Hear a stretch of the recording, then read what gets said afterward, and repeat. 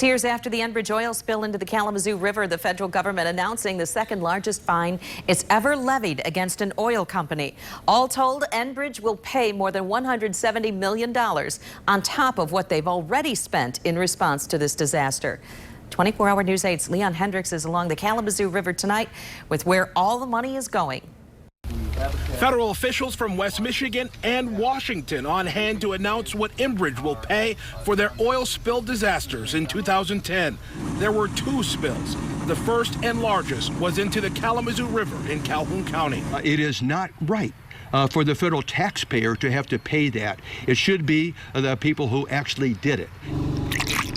Enbridge will have to pay $62 million in penalties, $5 million in reimbursements, and make changes that they say will cost them more than $100 million.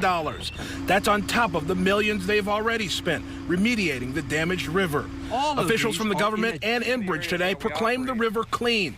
John Vaheri said it does look much better than it did before. You see people out kayaking on the river, fishing in the river. It's definitely an improvement.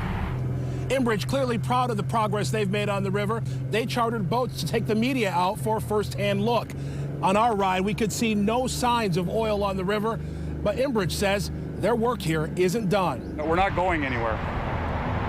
We had a presence in Marshall for 40 years prior to the incident, and we'll be here in the future continuing our work on the river, in the community, and on our pipeline systems through Michigan. But David Nichols says he's not satisfied. He says the fines should be stiffer. Yes, you can't fix it.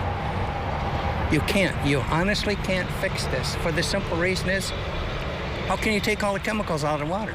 The feds say their reasoning behind one of the largest penalties ever levied against an oil company is about sending a message to Enbridge and companies like it. We also want to make sure that we don't have a recurrence of these types of events. Enbridge officials say, message received. They promise continued change to prevent anything like this from happening again.